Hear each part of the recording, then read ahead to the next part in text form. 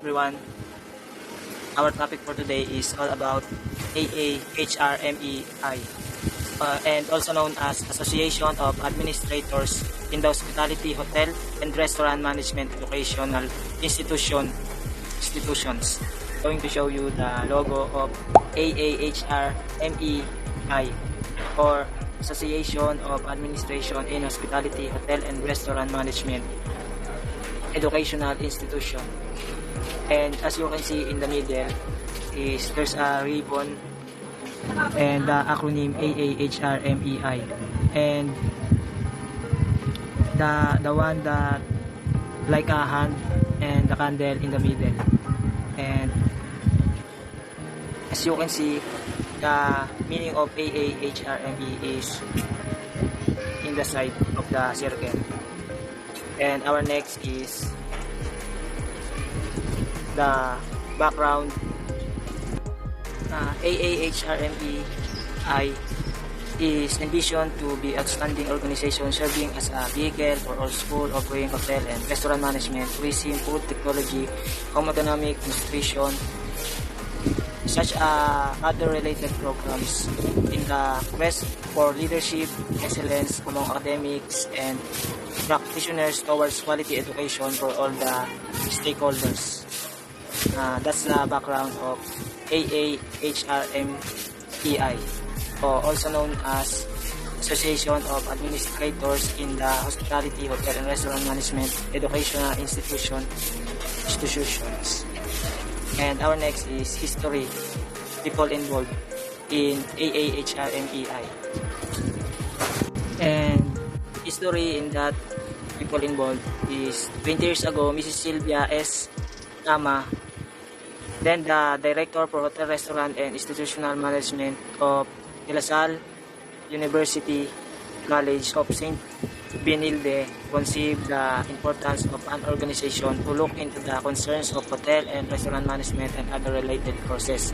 This idea came into a reality in February 2001 when Dr. Gloria Baiken Wong C. was asked to join the trip to the Singapore to evaluate the performance of a nerd training partner together with the CHED NCR Director, Dr. Amelia A. Biglet, who was impressed with the effect of the training abroad, and looks back its in humble beginning when group of 22 deans and faculty members met to establish what is now composed of more than 3,470 stronger members, individuals and institutions combined. And inspired with this idea, Mrs. Ama and Dr. C worked on the constitutional and bylaws with the assistance of Dr. Adelia J. Ruiz, and called for an organizational meeting on February 24, 2001.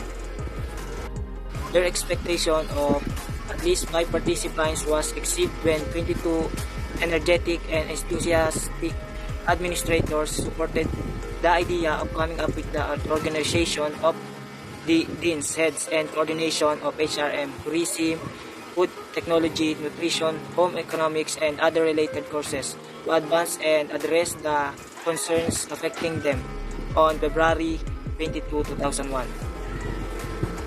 And that's the background, that's the history, people involved. What is the role of associations of administrators in the hospitality, hotel, and restaurant management educational institution? The role of AAHRMEI is to assist the member schools, deans administrators, faculty members, and the hospitality industry does the following services among others. The success of school depends upon the foundations of the programs and platforms. Thus, AAHRMEI extends assistance for curriculum review and development and such other services that may be deemed necessary. Coordination and collaboration with some government agencies, private organizations, and industry for possible activities that may benefit the faculty and students. Establishing linkages for both local and international organizations for global competitiveness. And also, they have a platform which is We Are Leaders Who Lead Best Leaders. And that's all for Association of Administrator in the Hospitality, Hotel, and Restaurant Management Educational Institutions, or AAHRMEI.